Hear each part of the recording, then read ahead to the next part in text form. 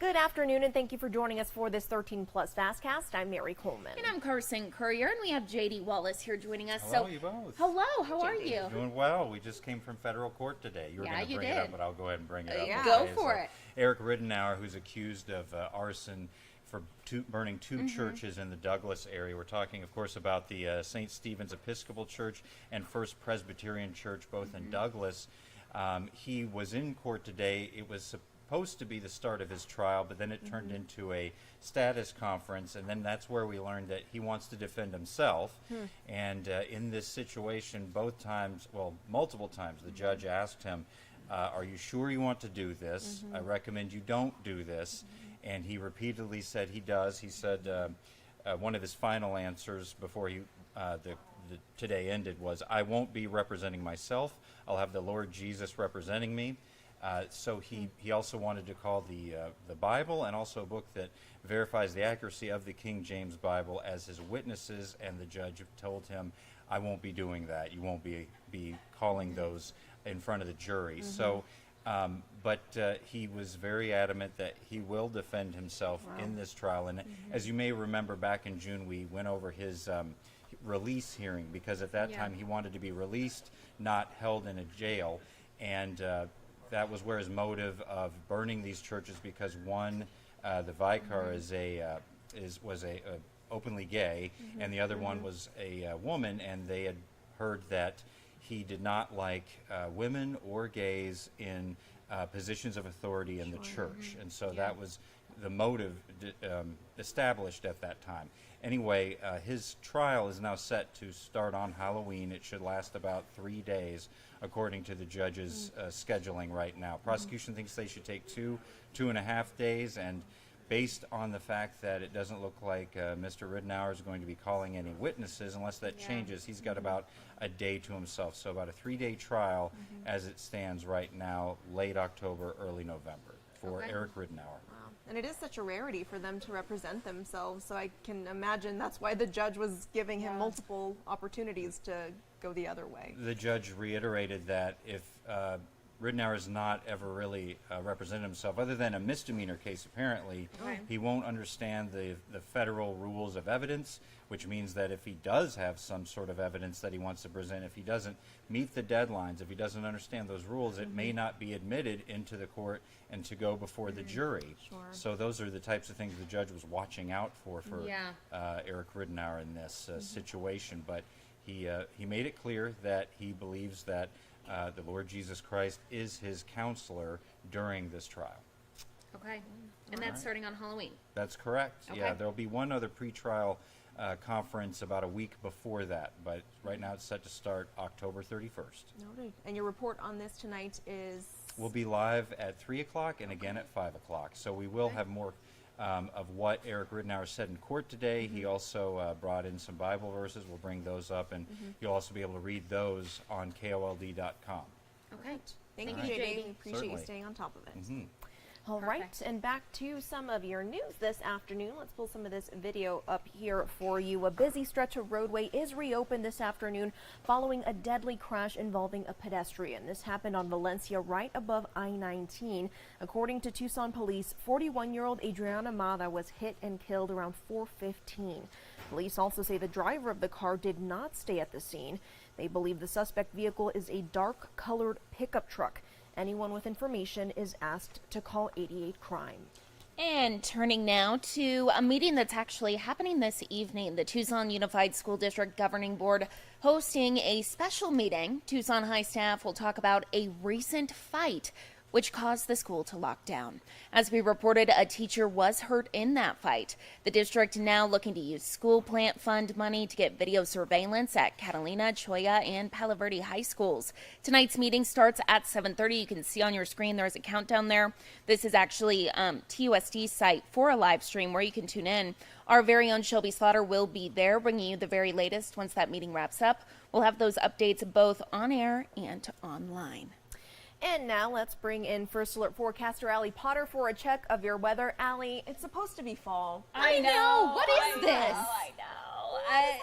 I know. Later on this week, though, we're going to feel a little bit more like fall. We should be at Okay. 92 degrees today. Yeah, we're about like 10 degrees above that, unfortunately. I know you would be like, oh my goodness, it's summer, right? Yeah. But let's go ahead and take a look at these records in jeopardy across southern Arizona. For Tucson, 103. Your record, 104. That was set back a long time ago in the 1800s. It's like, wow. So yeah, 1899, Nogales, 98 degrees, that record 99. Douglas, 96, your record at 98 degrees. So far, 102, so we're about 2 degrees shy of that record breaking, in fact, tying that. 97 for Sierra Vista, 99 in Nogales, 101 for Marana, 98 in Benson, 91 for our friends down in Bisbee. Tracking a little bit of clouds, though, if we're in the Sierra Vista area, parts of Bisbee, south of Benson.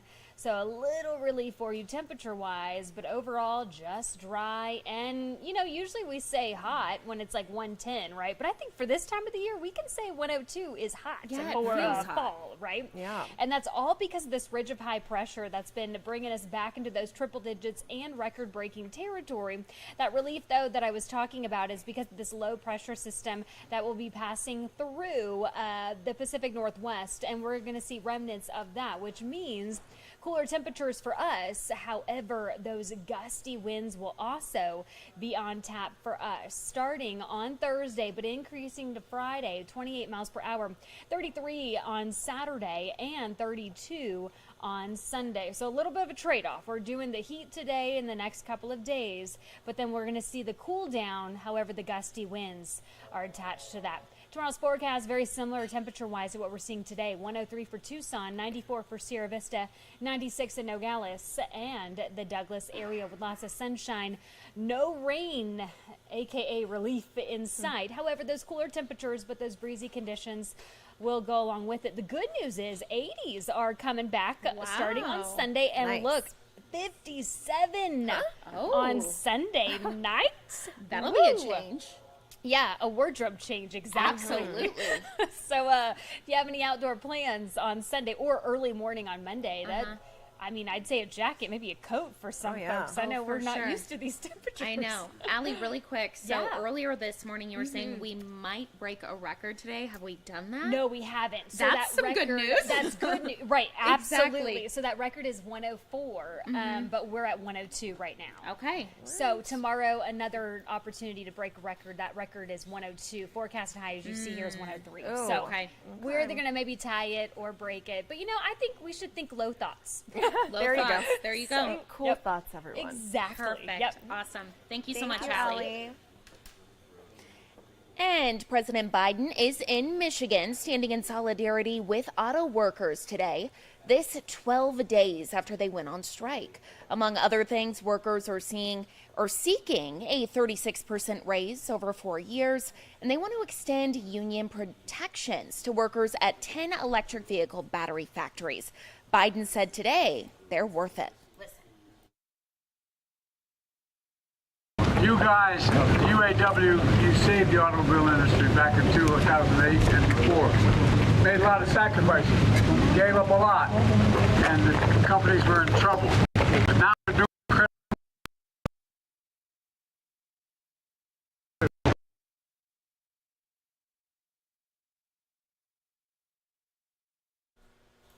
And as the strike expands, the economic impacts are already being felt. Ford announced yesterday it would pause work on a $3.5 billion electric vehicle plant in Michigan, and some automotive suppliers in the state are warning that layoffs may soon be necessary. Former President Donald Trump is planning his own visit with auto workers for tomorrow.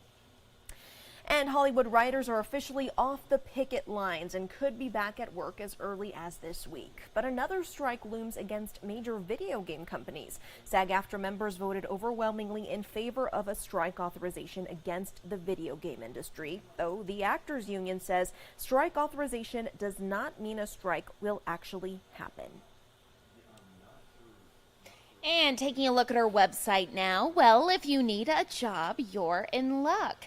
UPS is planning to hire more than 100,000 workers at higher pay than a year ago to help handle the holiday rush this season. As part of a tentative 5-year contract agreement with the Teamsters Union, workers will receive a bump in pay and other benefits for its part-time and full-time workers. Seasonal package drivers will get a starting hourly pay of $23, while package handlers will get $21 for the holiday period. The company has a history of promoting seasonal jobs to year-round employment. Nearly 50,000 seasonal employees earned permanent positions over the past 2 years. Now, if you're interested in applying, you can find a link on our website. Just head to KOLD.com and click on this story.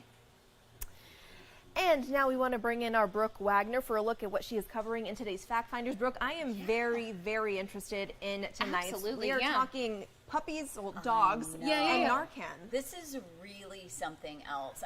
Really quickly before we get to that, you were talking about deals, so I figured I should bring up this breaking news too, which is that the Senate has come up with a bipartisan deal to keep the government open. Oh, that's some good news. So so they're going through test votes in the Senate right now.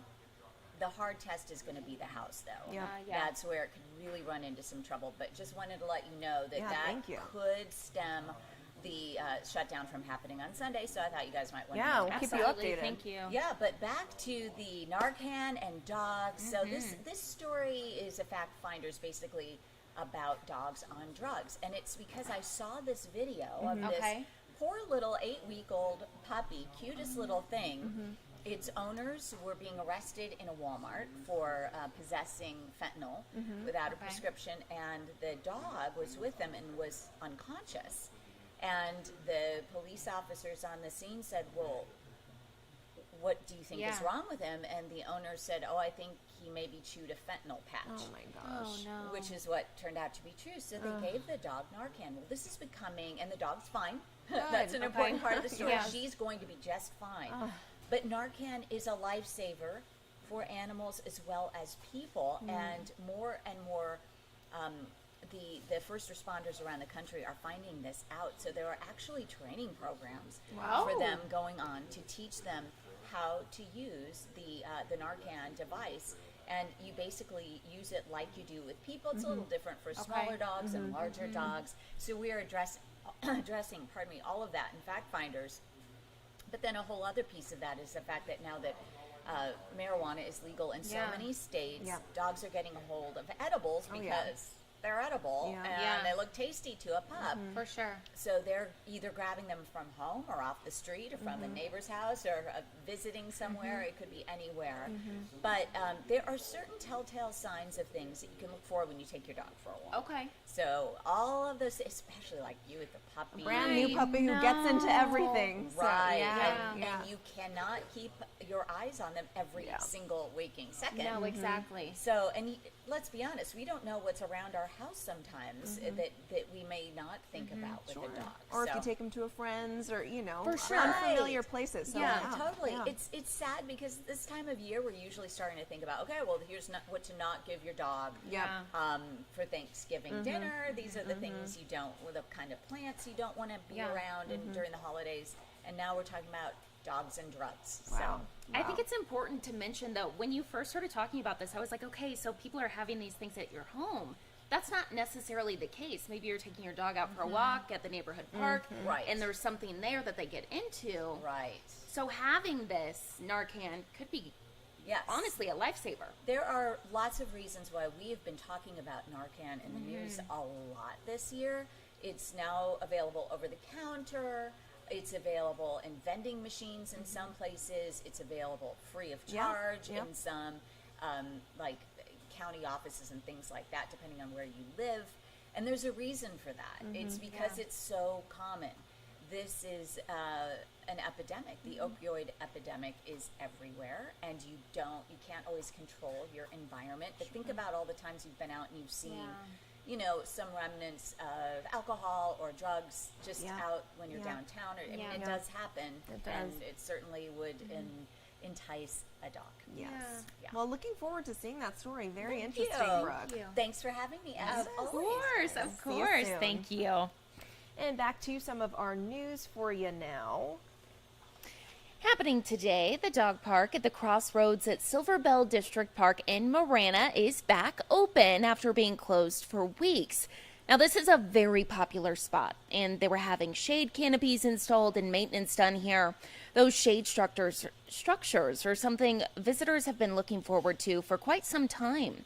Hundreds of people check this place out every single day, with leaders saying it was crucial to reopen sooner rather than later. Officials say more trees and shade canopies are crucial when it comes to keeping pets and people both cool and safe.